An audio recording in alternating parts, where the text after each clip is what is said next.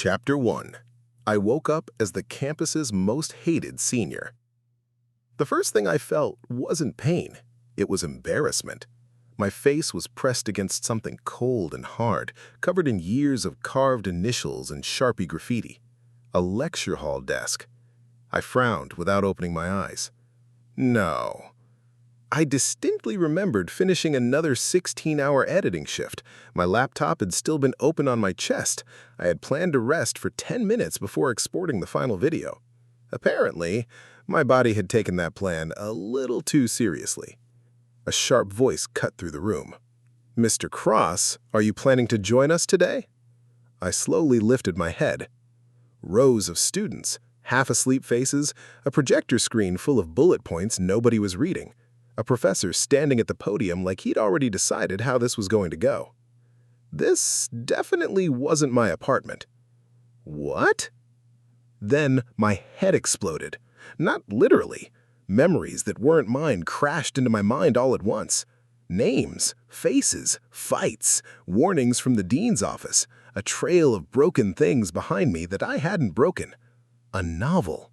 A stupid campus BL novel I'd edited into an audiobook months ago. No way. No. I looked down at my hands. Long fingers, a fading bruise across the knuckles, a silver ring in my left ear. I already knew whose body this was before the memories finished loading in. Damian Cross, campus's most feared senior, the guy everyone crossed the quad to avoid. The guy who spent every chapter making the student body president's life miserable. He shoved people into lockers that didn't exist in college, but somehow he'd found equivalents. He crashed events. He borrowed money from underclassmen and never gave it back. He got into a fight roughly once a month, like clockwork. And, according to the original story, he had 3 weeks left before the university expelled him for good. After that, the novel didn't linger on him.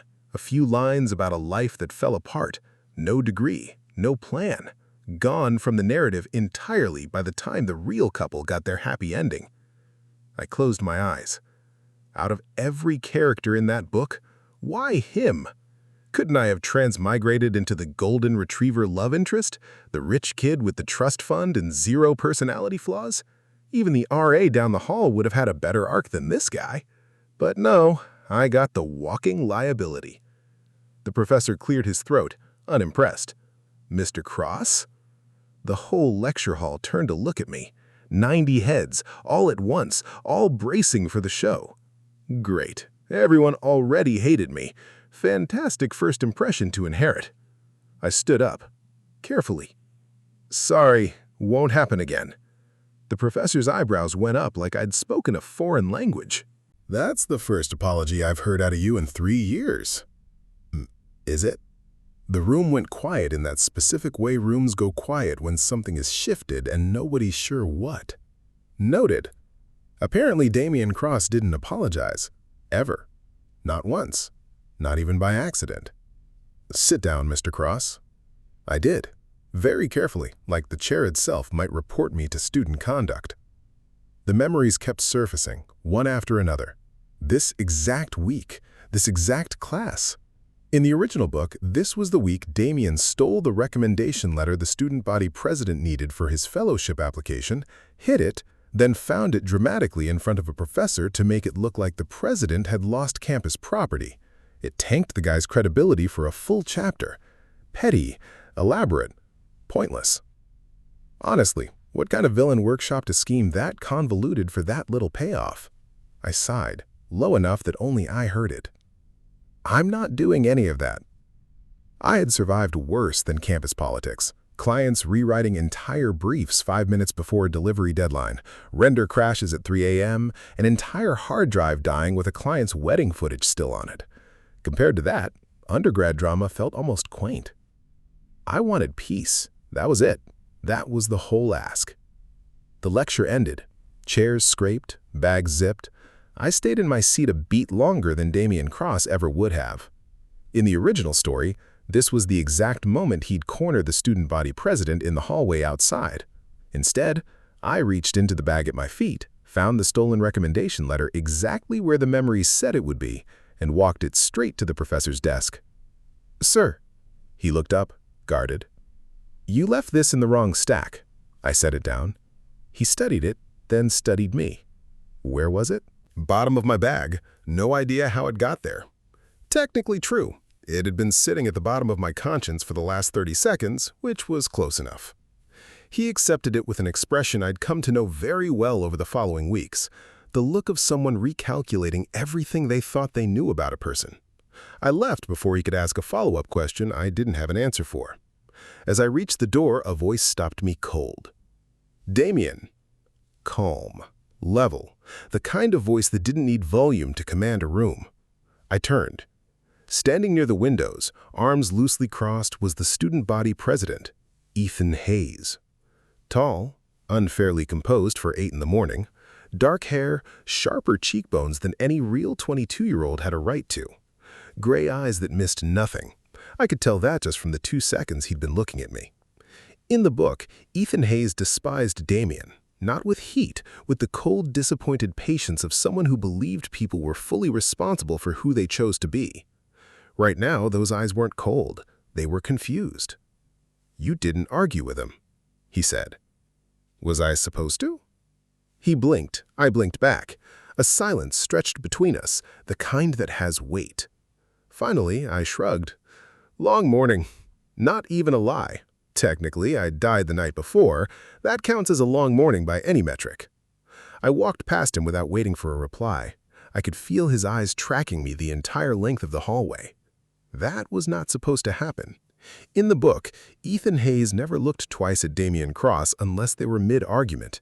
So why did it suddenly feel like I'd become the single most interesting person on this campus?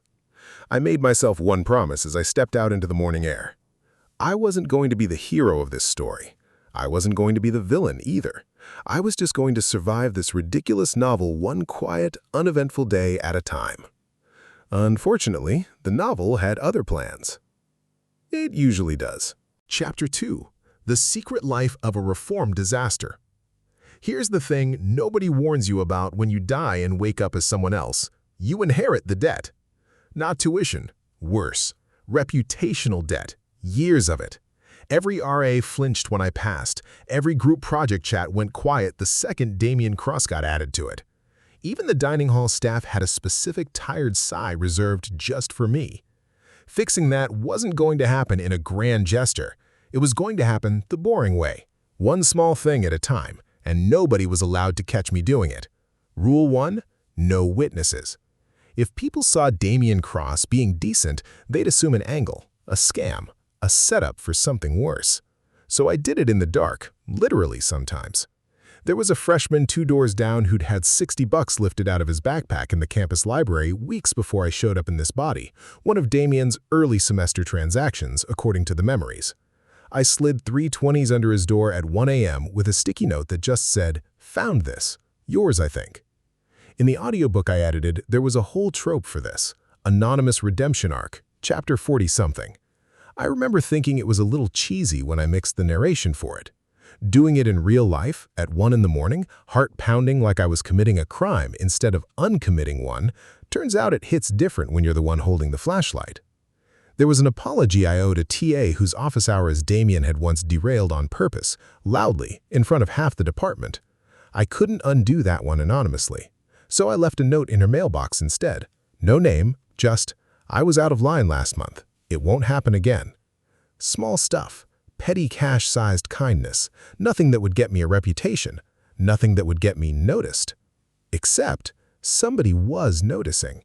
I started catching him at the edges of things. Ethan Hayes, across the quad, not quite looking at me, but not quite not looking either. Once in the library, 3 tables over, very intently reading a syllabus he'd probably already memorized.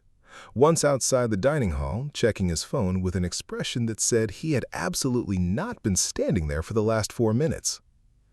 I told myself it was nothing. Coincidence. A big campus, a small number of buildings. Statistically, we were bound to overlap. I did not actually believe that, not even a little. He had the kind of attention that felt like weather. You didn't see it coming, you just noticed the temperature had changed. In the book, this was around the point where the real protagonist, the actual lead this story was supposed to be about, would be getting his meet cute with Ethan. Coffee shop, dropped notebook, the whole set piece. Instead, the meet-cute slot in the narrative seemed to be getting quietly, stubbornly occupied by me returning stolen library finds and eating lunch alone so nobody would ask questions. If the universe had a sense of humor, this was it laughing. There was a version of this I could have leaned into if I'd let myself. In the audiobook, there was a whole vocabulary for it. The villain's redemption arc, the quiet found family, all the tags listeners used in the comments under the trailer I'd cut for release. I remembered rolling my eyes at half of it while editing, thinking nobody actually falls for the guy with the bad reputation and a spreadsheet of apologies. Real life doesn't work that clean. Except, apparently real life had read the same script I had, because here I was, living out the exact trope I used to mock, one anonymous $20 bill at a time. I kept telling myself it didn't matter. I had 3 weeks and some change before Damien's expulsion clock ran out according to the original plot, and my entire goal was to not be interesting enough for the plot to notice me. Low profile, boring redemption. In, out, survive to graduation, never speak of any of this again. The problem with that plan is that Ethan Hayes had apparently decided somewhere in the last week that I was worth watching. And once someone like that starts watching you, it turns out to be very, very hard to make them stop. Chapter 3. The Watcher. It started small. It always does.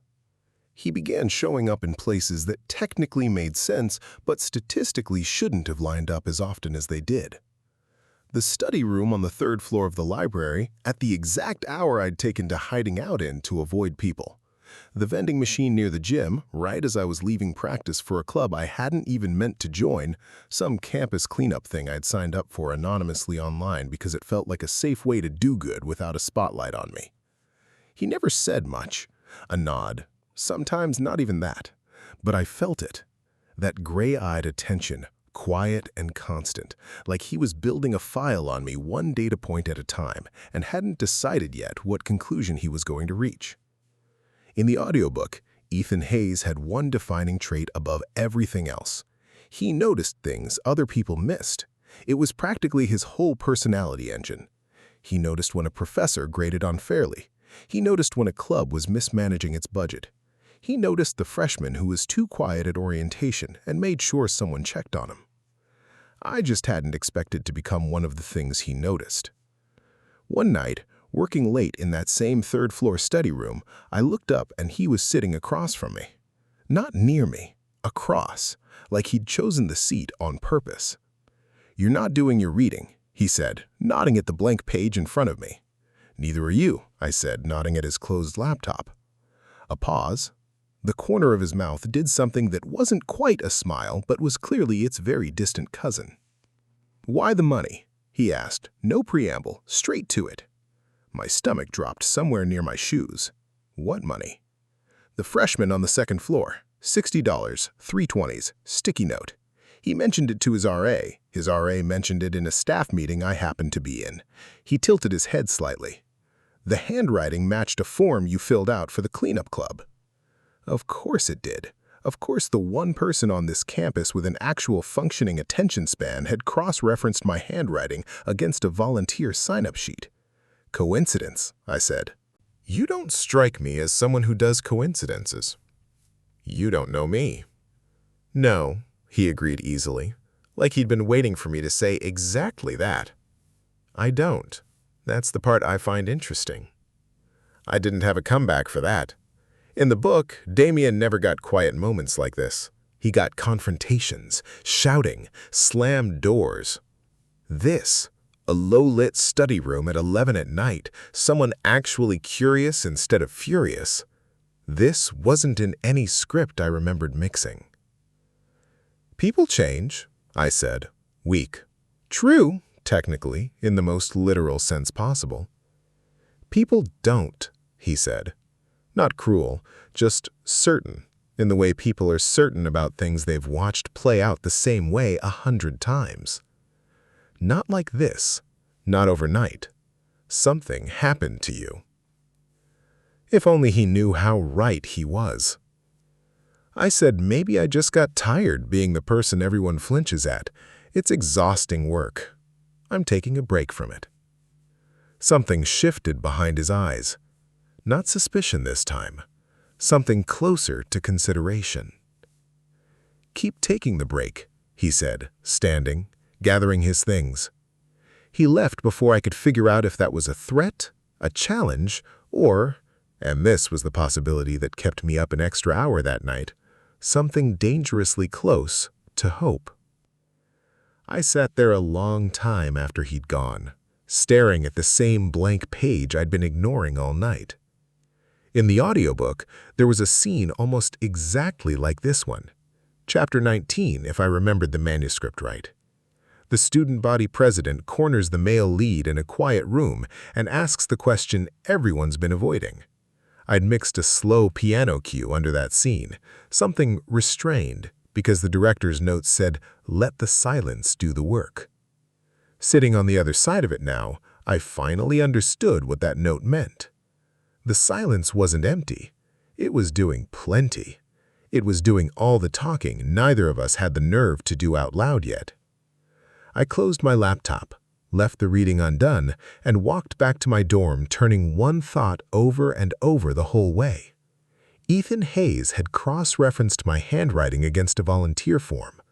Nobody paid that kind of attention to someone they were only mildly curious about. I told myself not to read into it. I read into it anyway. All night.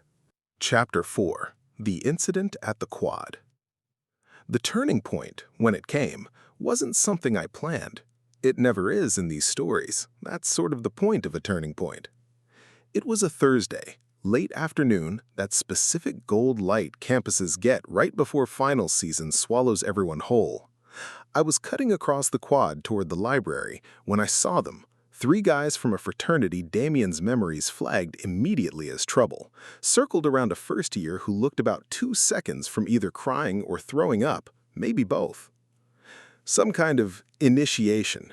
I didn't need the memories to tell me that word was doing a lot of heavy lifting for something that was actually just cruelty with a tradition attached.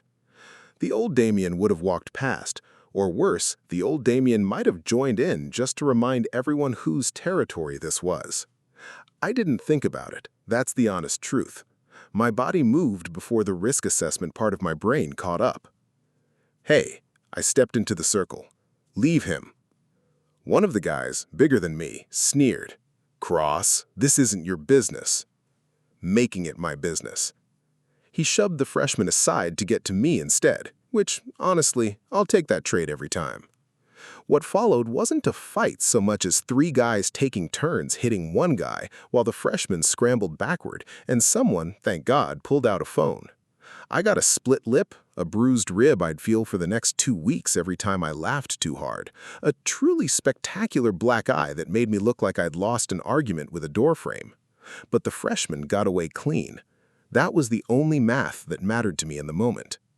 By the time campus security showed up, the frat guys had scattered, and I was sitting on the curb, pressing my sleeve against my lip, already composing the excuse I was going to give the dean's office. Something vague, something that wouldn't make it worse for the kid. I didn't notice Ethan until he was crouched right in front of me, gray eyes doing a fast, clinical sweep of the damage like he was cataloging it.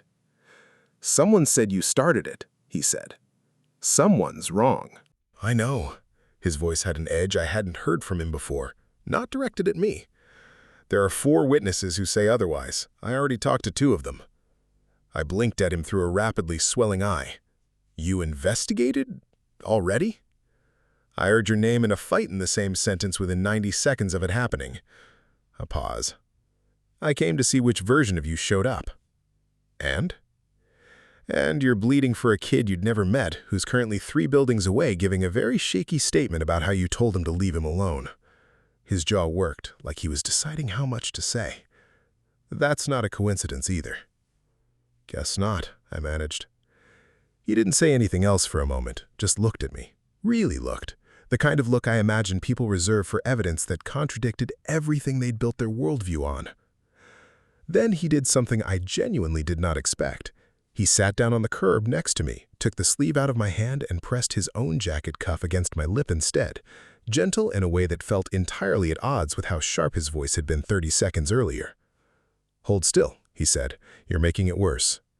I held still, mostly because I had no idea what else to do with my hands, or my heart rate, or the sudden inconvenient warmth spreading through my chest that had nothing to do with the bruised rib. By the end of the week, the story made its way around campus in the distorted, half-true way stories do. Damian Cross got jumped by 3 guys defending some random freshman. Nobody could agree on why. Everybody agreed it didn't sound like something Damian Cross would do. Which was, I realized, the exact moment the narrative stopped being able to ignore me. Chapter 5. Partners in Secret. After the quad incident, something between Ethan and me shifted into a gear I didn't have a name for yet. He started finding me.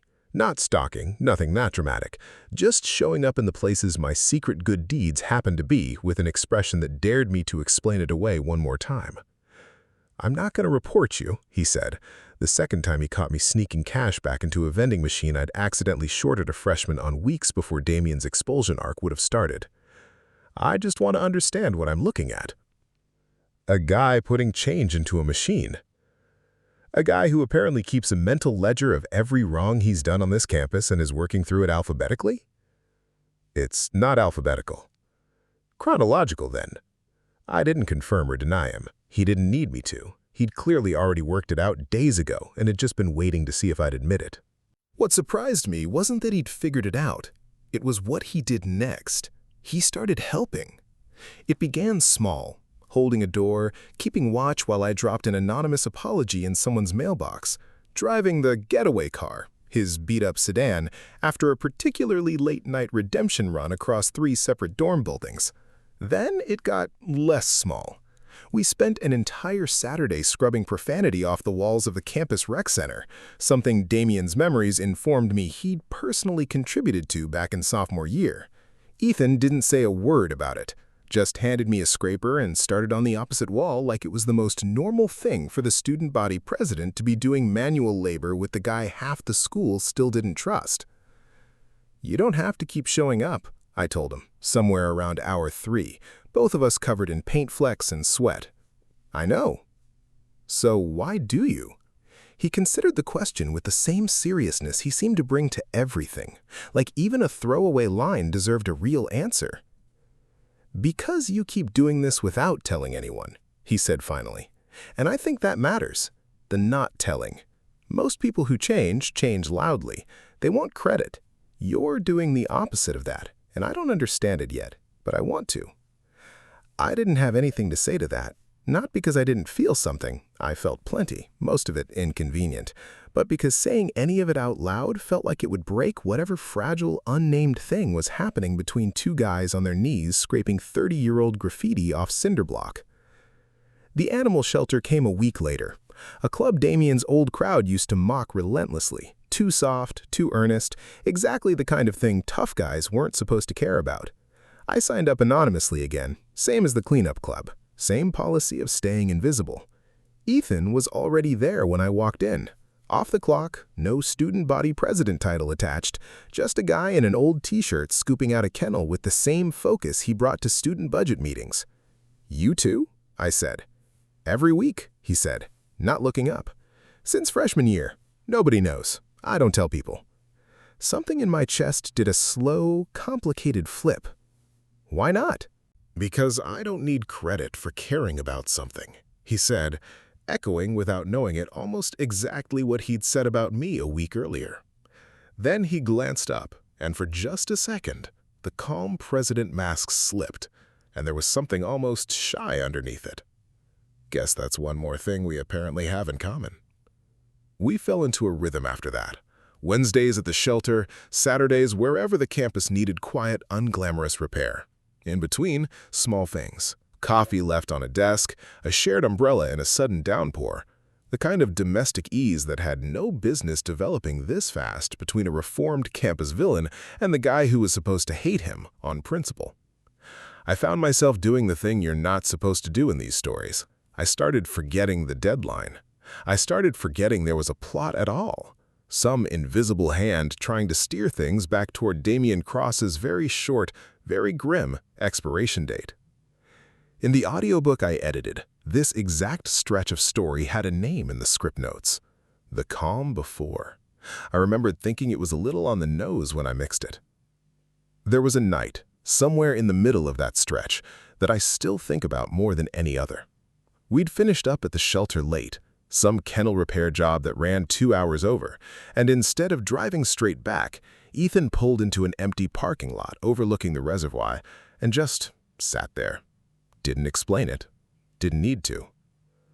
"You ever think about after?" he asked, eyes on the water instead of me. "Graduation, whatever comes next?" "Not really," I admitted, which was mostly true. Damien Cross's original story didn't have an after. I'd been so focused on surviving to the finish line, I hadn't let myself imagine anything past it. "I think about it a lot," he said. "Too much, probably. Everyone expects me to have the next 5 years mapped out in a binder somewhere." A pause. "Lately, the binder's got a lot of blank space I didn't used to leave on purpose." I didn't know what to do with that, so I didn't do anything. I just sat there next to him, windows cracked, the sound of the water doing more of the talking than either of us were willing. In the audiobook, this was supposed to be a scene between Ethan and Cole. I remembered the manuscript notes specifically. Reservoir overlook, both leads staring at the water, a slow-building confession neither says out loud yet. I'd mixed that exact scene description 8 months ago in a studio 3,000 miles and 1 entire lifetime away from where I was sitting now. Funny how a scene can survive intact and still end up belonging to somebody the author never planned for. I should have remembered what always came right after a scene like that. Chapter 6. The Protagonist Problem. His name was Cole Bennett, and the second he transferred onto campus mid-semester, I knew exactly who he was, because I'd narrated his entire arc into a microphone 6 months earlier. The actual protagonist, the lead this story was originally built around. Golden Retriever energy, tragic backstory revealed in careful installments, destined, according to the book, to slowly earn Ethan Hayes' heart over the second half of the semester through a series of orchestrated coincidences the universe apparently had a real fondness for. He was, infuriatingly, exactly as likable as the book had promised. Warm, a little clumsy, the kind of guy who remembered your coffee order after one conversation and made you feel like the most important person in the room while he did it. I felt the story's gravity shift the moment he arrived. It's hard to explain if you haven't felt it. A pull, faint but constant, like the narrative itself had opinions about where its pieces were supposed to end up and was quietly, relentlessly trying to reassemble them. Group projects started pairing Cole and Ethan together without anyone requesting it. A professor coincidentally needed 2 students to run an errand and picked exactly those 2. Even the weather seemed to be in on it. A sudden rainstorm that stranded them both under the same awning outside the library. A setup so on the nose I actually laughed out loud when I heard about it secondhand. And me. The plot started working just as hard in the opposite direction. I got summoned to the dean's office over an incident I hadn't caused. A group project I was on fell apart over personality conflicts that traced suspiciously back to Damien's reputation instead of anything I'd actually done this semester. Small, deniable shoves, all pointing the same direction, back toward the ending the book always intended for me. Isolated, discredited, gone before graduation. I told myself this was fine, this was expected. I'd known from day one I was fighting the current, not swimming with it. What I hadn't planned for was Ethan noticing the current too, and refusing to let him carry him anywhere near where it wanted him to go. "You've been avoiding me," he said, cornering me outside the shelter one Wednesday. Not accusing, just stating a fact he clearly didn't like. "I've been busy." "You've been busy every time Cole's around specifically." A pause, careful. "I'm not blind, Damien." I didn't answer right away because the true answer was embarrassing in a way I hadn't fully admitted to myself yet. I'd been stepping back on purpose, making room. Because somewhere in the part of my brain that still remembered mixing this book into an audiobook, I knew how the story was supposed to go, and it didn't have a Damien-shaped space in it. "He's a good guy," I said instead. "You two would make sense." Ethan's expression did something I'd never seen on him before. Not confusion, not his usual measured calm, something sharper. "Don't," he said, low. "Don't what?" "Don't decide who I make sense with on my behalf." He stepped closer, and for the first time since I'd woken up in this body, I watched the student body president's composure crack straight down the middle. "I watched you empty your own pockets for a stranger's mistake. I watched you clean graffiti off a wall at midnight because nobody else would. I watched you get your ribs bruised for a freshman you'd never even spoken to." His voice dropped, rougher now. "I don't care what's convenient. I care what's true, and nothing about him feels as true as 3 months of you." The quad went very quiet around us, or maybe that was just my own pulse roaring loud enough to drown out everything else. "The story wants it the other way," I said, quieter than I meant to, the closest I'd come to admitting anything real. "I don't care what the story wants," Ethan said. "I care what I want." I didn't have a script for that. Not the book's, not mine. For the first time since I'd woken up in this body, the narrative's current didn't feel inevitable at all. It felt like something two stubborn people were actively, deliberately swimming against, together. Cole, to his credit, wasn't in on any of it. He was exactly as decent as the book had promised, which somehow made everything worse.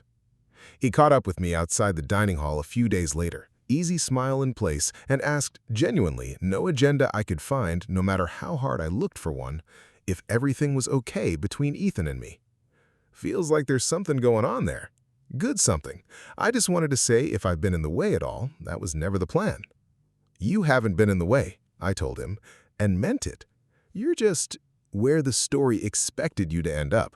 And that's not your fault." He tilted his head, confused in the specific way people get confused by a sentence that clearly means more than it says. That's an oddly specific way to phrase it.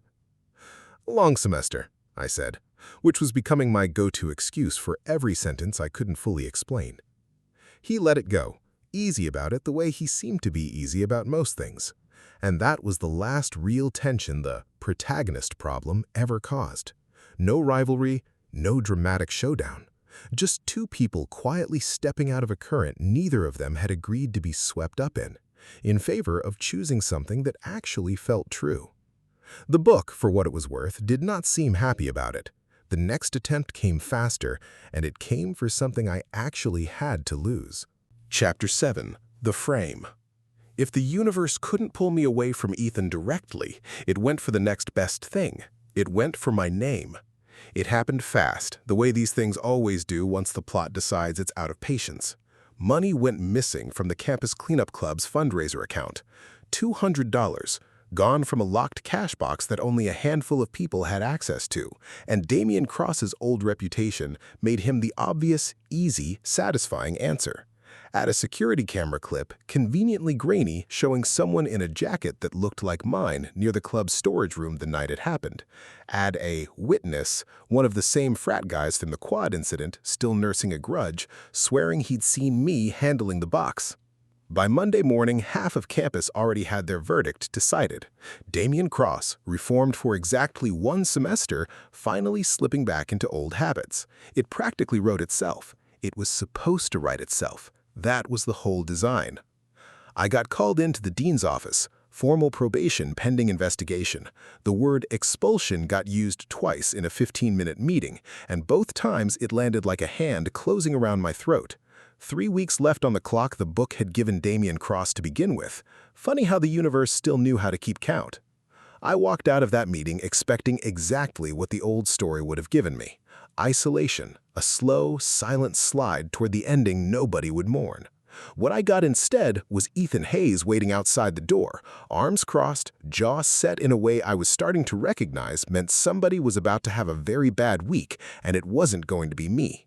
"I already pulled the footage," he said before I could get a word out. "The timestamp's wrong. Whoever set this up didn't account for daylight savings resetting 2 of the building's cameras a week early." You already... He fell into step beside me, not asking permission, just assuming it. I've been checking that account's access logs since Friday night. I have 3 names it could be. I'm down to 1. Ethan, you don't have to. I do, actually. He stopped walking, turned to face me fully, and there was something fierce under the calm now, something that had been building for days. You've spent this entire semester cleaning up messes that weren't yours without telling a single person. I'm not going to stand here and let someone pin a mess on you that isn't yours either. Not on my watch. It took him 4 days. 4 days of cross-referencing access logs, re-interviewing the witness until his story fell apart under its own weight, and, I found out much later, one extremely uncomfortable conversation with the actual culprit, a club treasurer who'd been quietly siphoning funds for 2 semesters and needed a convenient scapegoat the moment an audit got scheduled. Ethan presented the whole case to the dean personally. Timestamps, financial records, a signed statement. He didn't have to do any of it. It wasn't his club, his money, or his fight. He did it anyway. Because, as he put it, flat and certain, standing in that same dean's office 4 days later while I sat there still half convinced I was about to lose everything. I care about, he said, in front of the dean, the club's actual treasurer, and a very uncomfortable administrative assistant, like it was simply a fact of the world and not a confession at all. Charges dropped, probation lifted. The real thief handled through actual channels, quietly, the way these things go when there's paperwork instead of a mob. I walked out of that office lighter than I think Damien Cross's body had ever felt, in this life or the last one. Ethan walked out next to me, hands in his pockets, doing a very poor job of pretending the last 4 days hadn't cost him 4 days of sleep for a guy the entire campus had spent a semester telling him not to trust. You didn't have to fight that hard for me, I said, once we were outside, the spring air doing very little to cool down whatever was happening in my chest. Yes, he said, simply. I did. I didn't ask him to explain. I think by that point we both already knew why. Chapter 8. What nobody was watching for. Graduation came faster than either of us expected, the way endings always do once you've stopped counting down to them. Damien Cross's original deadline had come and gone weeks earlier, quietly, without incident, like a storm that changed course somewhere over the ocean and just never made landfall. No expulsion, no slow fade out of the story, just a diploma with my new name on it, and a future the book had never bothered to write for him, waiting to be filled in by somebody who actually wanted to live it. The campus was in that particular chaos only graduation day can produce. Families everywhere, gowns getting tangled in high heels, someone's little sibling running loose near the folding chairs with a fistful of confetti he was clearly saving for the worst possible moment. I found Ethan near the edge of the quad, away from the crowd, still in his cabin gown, ties slightly crooked in a way that felt more honest than anything I'd seen from him all year. Student body president's supposed to look put together for this, I said, straightening it for him without really thinking about it. Funny, he said. I don't feel like I have to be put together around you anymore. Haven't for a while. Something about the way he said it made my hands still on his collar. Ethan? He cut in, quieter now, more careful than I'd ever heard him. I've been trying to figure out how to say this for months, he said. I kept waiting for the right moment. Turns out there isn't one. There's just now. I didn't say anything. I'd learned, over a whole semester of watching this man work, that he always finished what he started. I've spent my whole life noticing things other people miss. It's just how I'm built. I notice when something's off, when someone's struggling, when a system's broken and nobody's fixed it yet. I thought that was the whole shape of who I was going to be, the guy who notices. He took a breath. Then I noticed you, not the version everyone else saw, the reputation, the rumors, all of it. I noticed the parts you were hiding, the money under a door at 1 in the morning, the apology nobody signed, the bruises you got for a kid you'd never met. His voice caught, just slightly, just enough that I felt it somewhere under my ribs. You did every single one of those things, assuming no one would ever find out. You weren't kind because it would look good. You were kind when it cost you something and nobody was ever going to know. Ethan, I fell for the version of you that existed when you thought no one was watching. That's not something I could have orchestrated. That's not something the campus rumor mill could have faked. That's just you. And I don't want to spend the rest of whatever this is pretending I didn't notice. The confetti kid finally found his moment and launched a fistful into the air somewhere behind us, and neither of us so much as flinched. For what it's worth, I said once I trusted my voice again, I wasn't trying to get noticed. That was kind of the whole plan. I know, he said, the ghost of a smile finally breaking through. That's exactly why it worked. I closed the distance between us slowly, giving him every chance to step back if this wasn't what he wanted. He didn't. If anything, he met me halfway, hand-finding mine like he'd been waiting all year for permission he'd already decided he didn't need. We didn't say anything else for a long moment. We didn't need to. Some things land better in the quiet than they ever would out loud. Somewhere behind us, a photographer was probably capturing somebody else's picture-perfect graduation moment. Ours went undocumented, which felt right, honestly. Fitting, even. The whole story had been about the parts nobody was watching. Turns out that was exactly the part worth having. I didn't get the ending the book had planned for Damien Cross. I got a better one. One built out of anonymous apologies, scraped-off graffiti, a shelter full of dogs who didn't care who I used to be, and a guy who noticed everything and chose me anyway. Not bad for a video editor who fell asleep mid-export and woke up as somebody else's worst mistake. Turns out the mistake was rewritable the whole time. You just had to be willing to fix it when nobody was giving you credit for trying. The end.